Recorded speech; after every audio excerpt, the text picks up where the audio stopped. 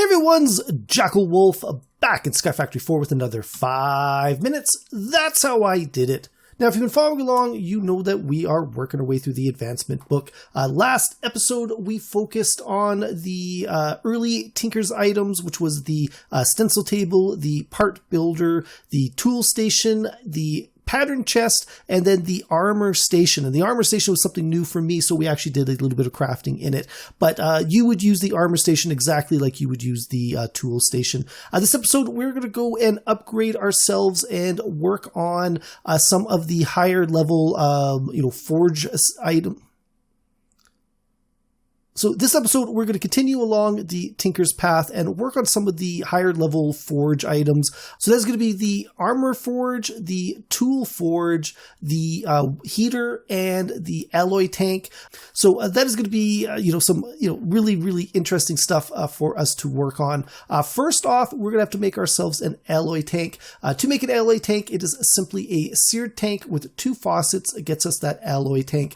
So before we go and start placing items, what we're going to need to do is we're also going to need to make ourselves that seared heater. Now, this is another source of heat for the alloy smelter.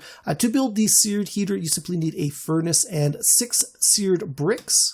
So what we're going to do is we're going to come over here, we're going to take the alloy smelter, and we're going to go and we're going to place it between 2 sources of liquid. Now, I've got water here, I've got lava here. When you mix these 2 items together, you end up getting obsidian. So what we're going to want to do is we're going to take this seared heater, we're going to place it underneath the alloy tank, and we're just going to open it up. You can see there's a slot in there for it to burn solids. And if we come back over here, I had some wood that was left over.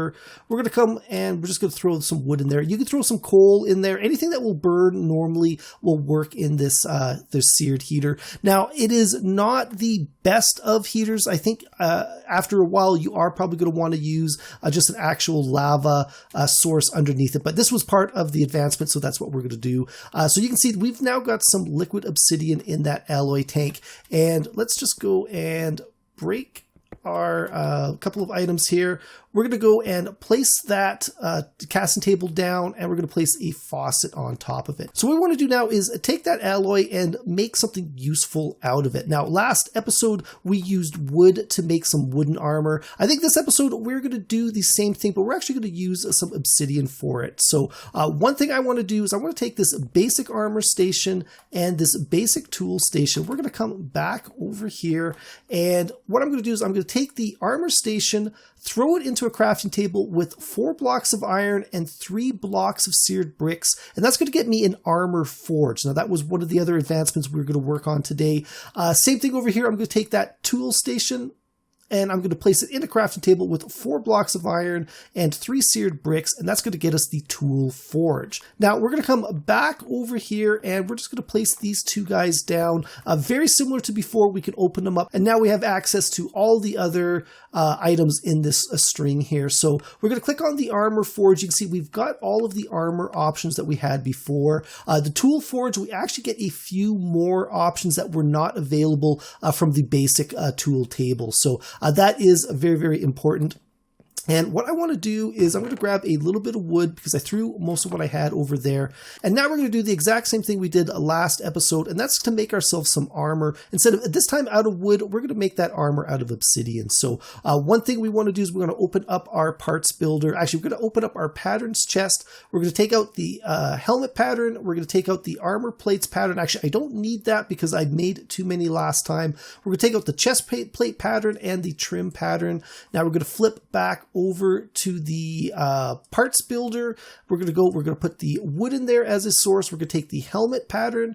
We're going to take one of those helmets out. And then we're also going to throw in the chest plate pattern. We're going to take a chest plate out. And then we're going to put in the trim pattern, and we're going to take out a trim. Now, if you remember last time, we actually made 2 of the trims, and well, we made too many of the armor plates, but we needed 2. This time we're only going to need actually 1 of them because we're going to go and we're going to make ourselves an actual gold cast of these items. So what we're going to do is I'm going to take the wooden helmet core, I'm going to put it on a casting basin that's been set up with my melter, and this is full of molten gold, and we're just going to click on that and it's going to fill up. It's going to consume the wooden helmet core, but it's going to make a cast of that wooden helmet. So that is really, really good. We're going to put the armor down. We're going to do the exact same thing. And as soon as that is done, we're going to go pick that up. Now, gold is not the only item you can use to make these casts. You can actually use liquid clay as well to do it.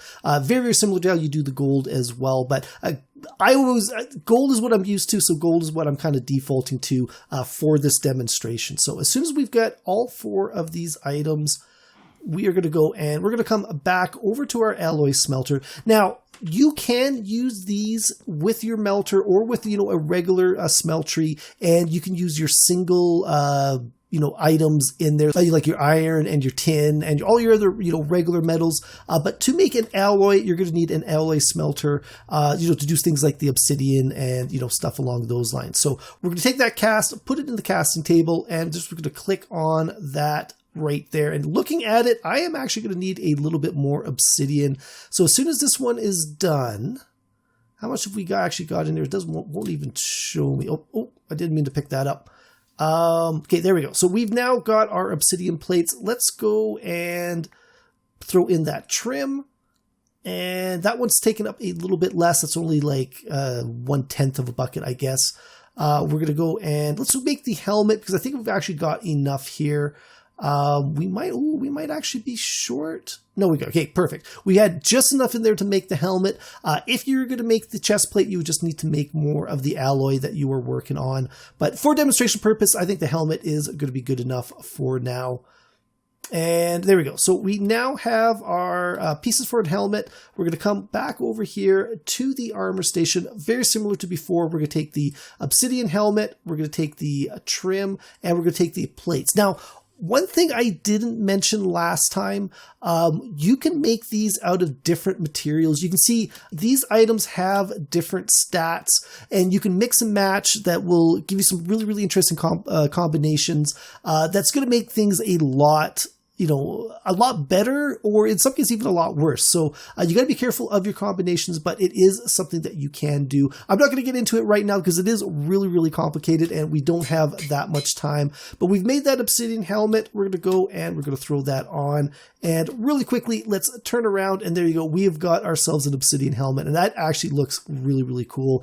But that is going to be it for this one, guys. Hopefully you enjoyed this video. If you did, please think about leaving a like and a subscribe. You can follow me on Twitter at Jackel Wolf.